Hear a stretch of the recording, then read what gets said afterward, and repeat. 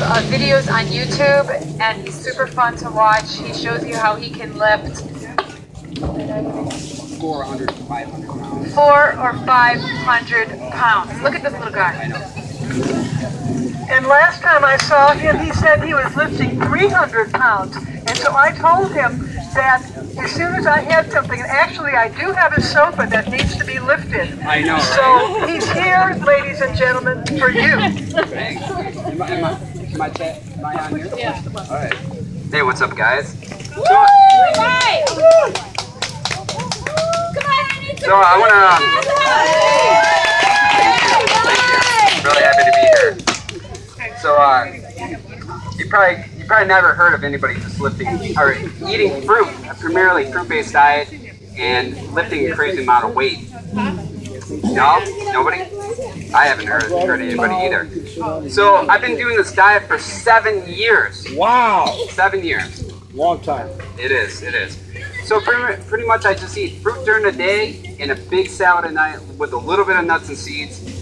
And I'm not the only one. I went to this fruit festival, and one of the presenters there, it's the Woodstock Fruit Festival. There's over 700 people doing this diet over there. And we did it for 2 weeks. It's basically, like I said, just eating fruit during the day and a big salad at night. And I did some weightlifting classes there. And I want to tell you guys how I got started with this. I got started eating up on the fruit. I was eating a vegan diet for 10 years. And of the 10 years, or of the 7 years in there, I was eating a fruit-based diet. And I started because one of the big issues I wanted to eat more, I want to eat healthier. And one of the things was, I was eating a lot more fiber in my diet, and it was coming from grains. And one of the problems with eating a lot of grains, I was eating like Ezekiel bread and cashew cereal. Have you guys ever heard of that? Yeah. So, and I would eat a ton of this stuff. And one day I go to the bathroom and I'm bleeding. I'm like, out of my butt. I was like wondering what was going on. So I go to the doctor and I was scared. I thought I had like colon cancer.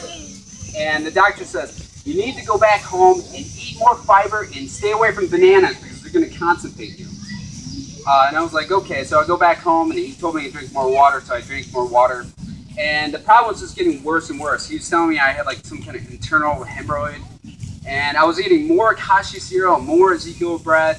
And it was just getting worse and worse. I was actually ruining my pants because I was like bleeding all of a sudden.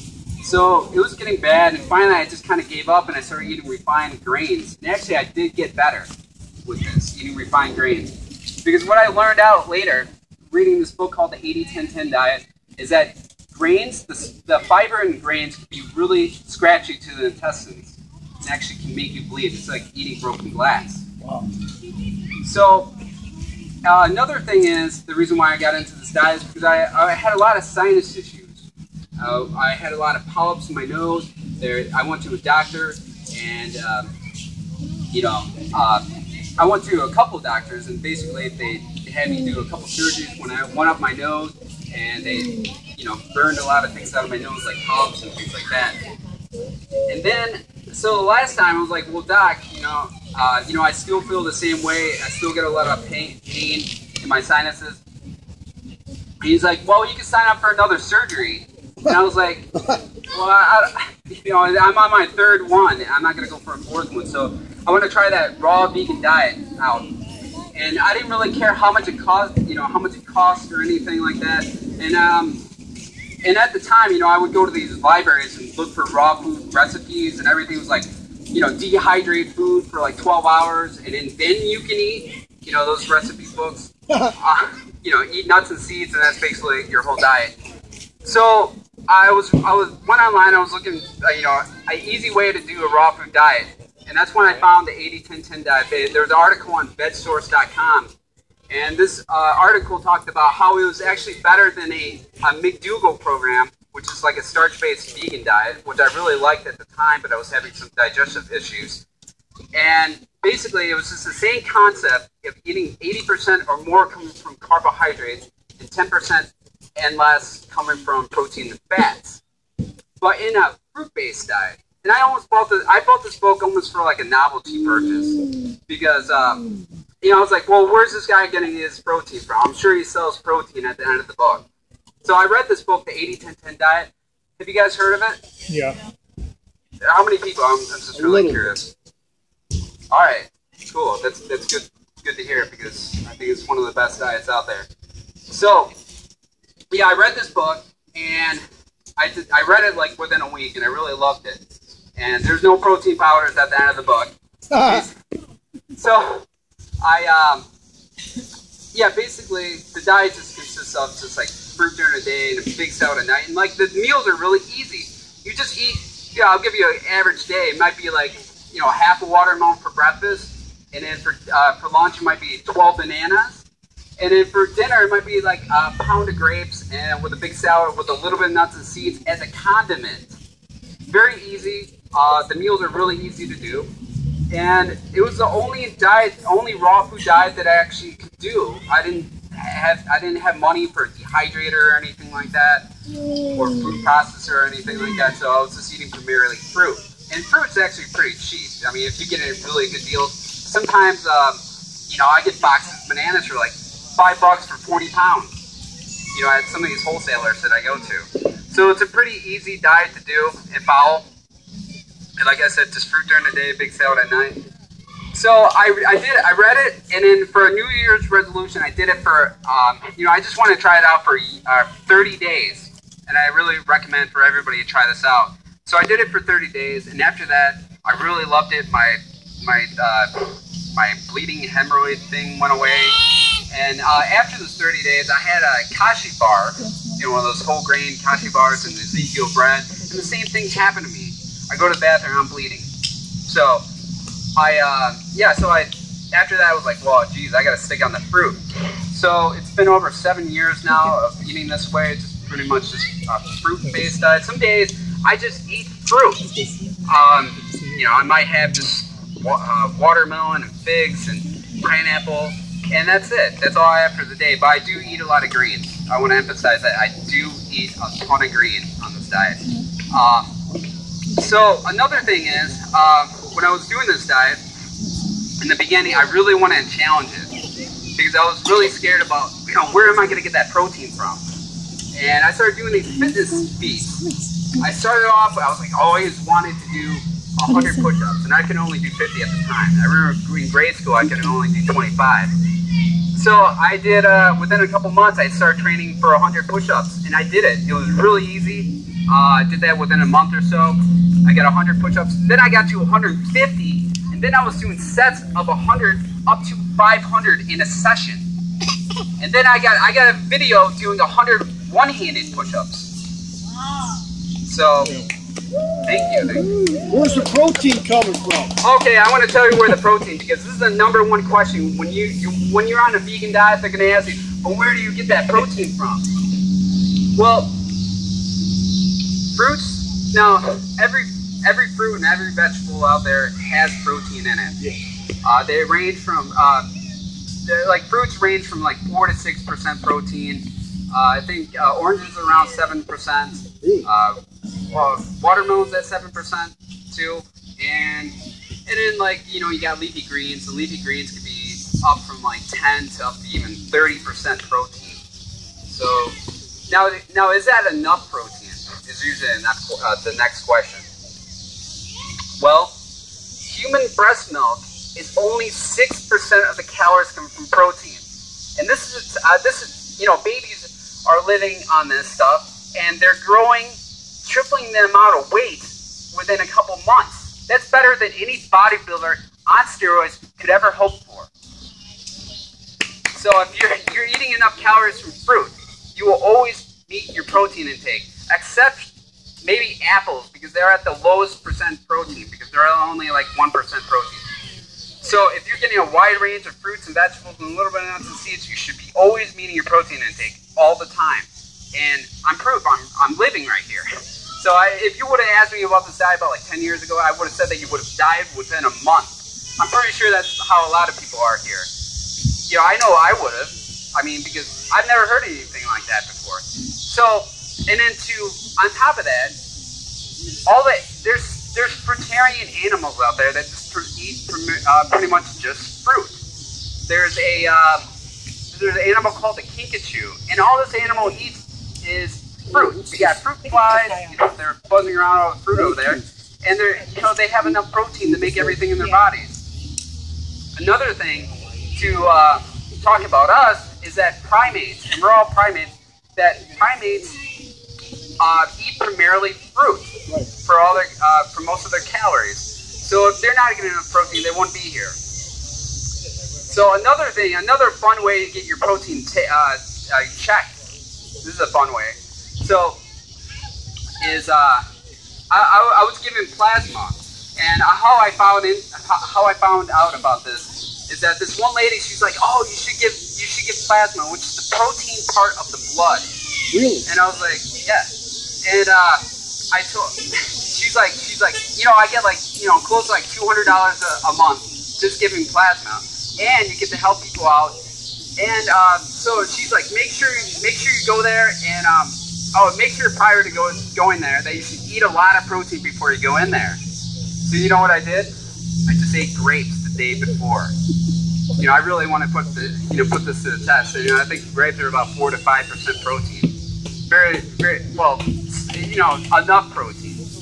So I go there and they test my protein, they test my iron, they test my red blood cells.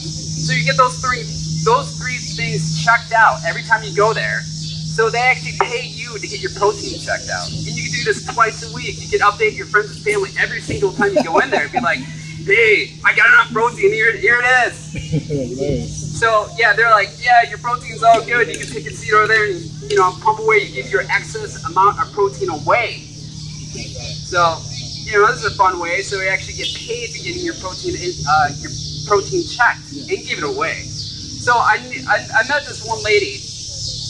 Well, her name's Jill. I don't know if you know her, but she's been she got inspired by me doing this, giving the plasma away, and she did it for a full year.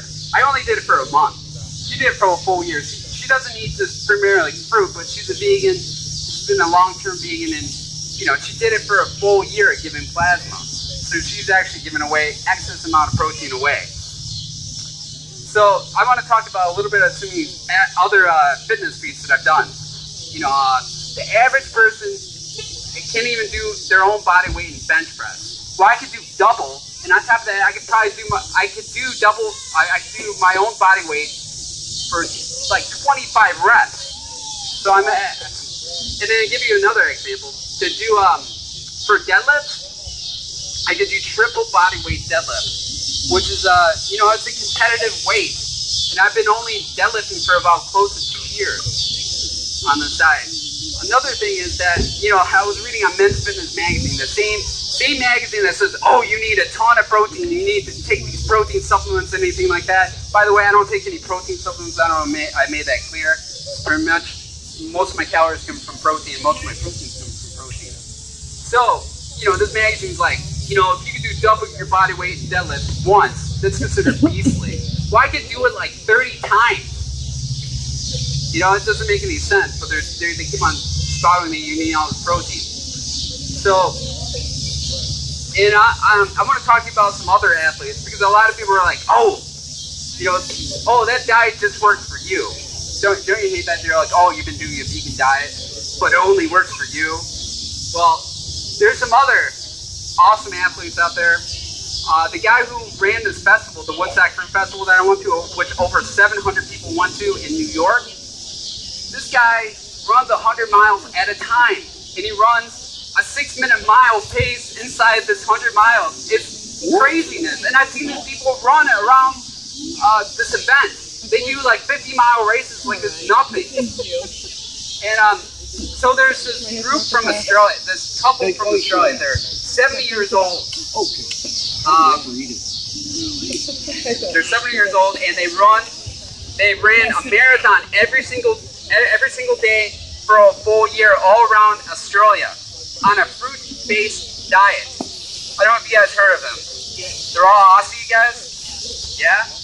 Good, because I tell people and they're like, I've never heard of them before. I think everybody should know about this. Tell your friends, tell your family. There's a couple that's 70 years old, you know, running around Australia every single day, running a marathon. And I've seen these people, like, they're like, oh, it's 6 o'clock in the morning, let's run our marathon now. It's crazy. So, I know a lot of people are, I'm just going to talk about some other things on like a fruit-based diet that people, you know, generally asking me about, like, oh, okay, I got the protein thing down. But you know, isn't that too much sugar on that kind of diet? I know that's a big question for a lot of people, especially diabetics and everything like that. Well, it's not so much a sugar issue with diabetes. It's a fat issue. Too much fat inhibits insulin from doing its job, from getting the sugar out of the bloodstream and into the cells. So what happens, what people need to do, they need to eat more carbohydrates and get away from the fat, especially oils, refined oils and things like that, because that inhibits the sugar or the insulin from doing its job. So if you eat a low-fat diet, high carbohydrates, you're gonna have less, you know, sugar spikes and things like that. I got my blood test done. I got it multiple times on this diet, and every time my blood sugar's been normal. And by the way, I got my protein checked, my iron, and a whole bunch of other things. You can check that up online. Yep, and the doctor said, keep on doing what you're doing. And that's what I'm going to do.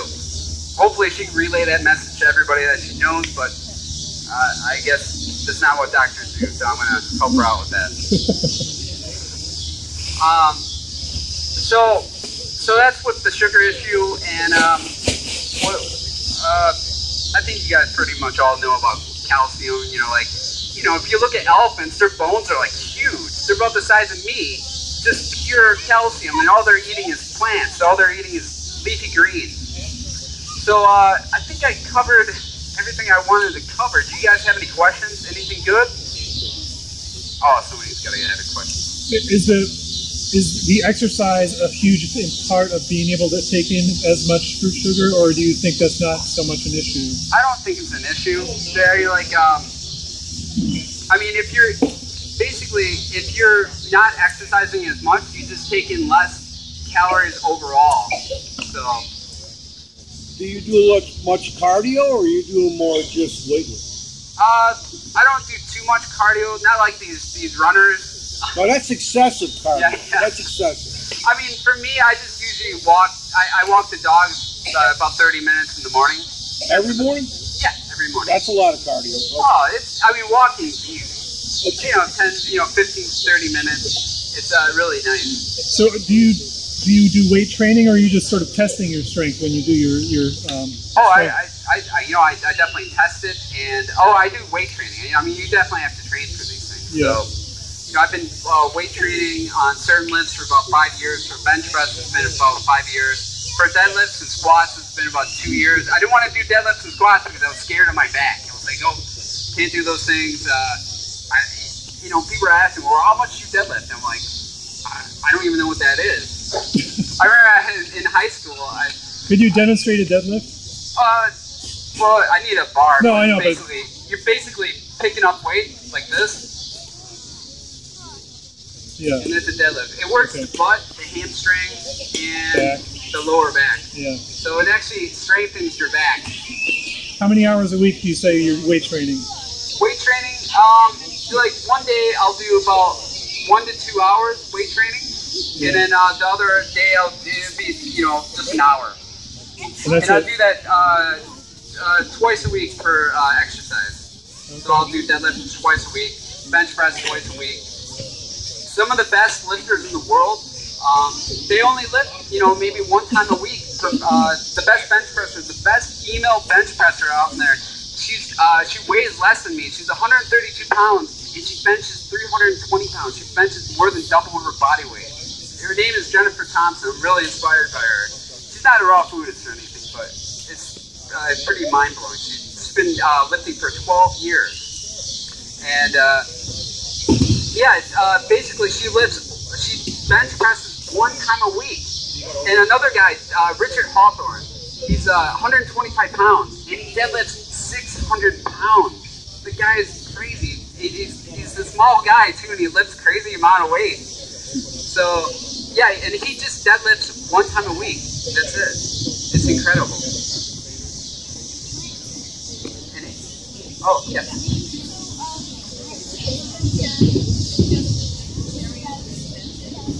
Well, it's basically, since it's I like to call it a fruit-based diet, but I don't know, the fruitarian. Yeah, it's the same concept, but the reason why Doug Graham wanted to emphasize that title of the book, because he wanted to tell people about the ratio. Because everywhere he would go, like in the cooked food community, like the cooked food, like you know, the Dr. McDougall style and the Esselstyn diet, you know, getting people off of heart disease and diabetes and things, there always came this ratio, the 80-10, you know, 80% of the calories coming from carbohydrates and 10% coming from protein or less.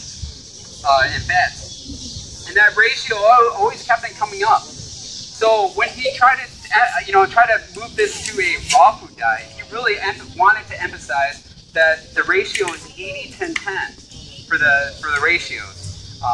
But like in the regular raw food movement, I mean, a lot of people eat lots of nuts and seeds, and they're really high in fat. So he wanted to emphasize that ratio in that book. But the fruitarian, I mean, depends on what your definition of a fruitarian is. I mean, some people say, oh, it's just fruit, you know, and there's people that just eat juicy fruit. You know, like this, one of the presenters at the Woodstock Fruit Festival is Ann Osborne, and, you know, sometimes she'll just drink orange juice for a month. I necessarily don't recommend that, but that's what she does. And she just eats very juicy, fresh fruit.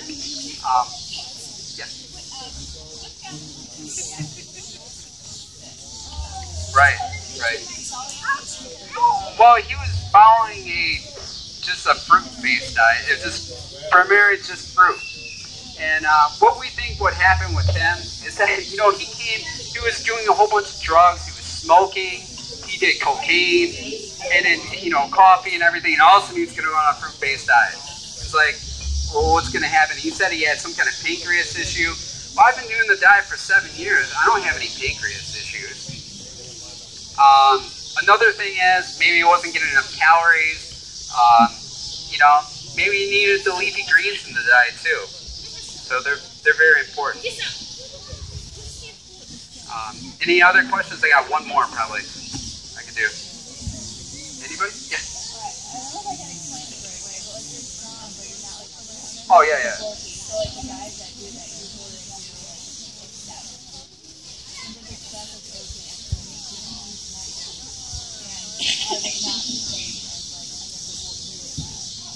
Well, there's a combination of things.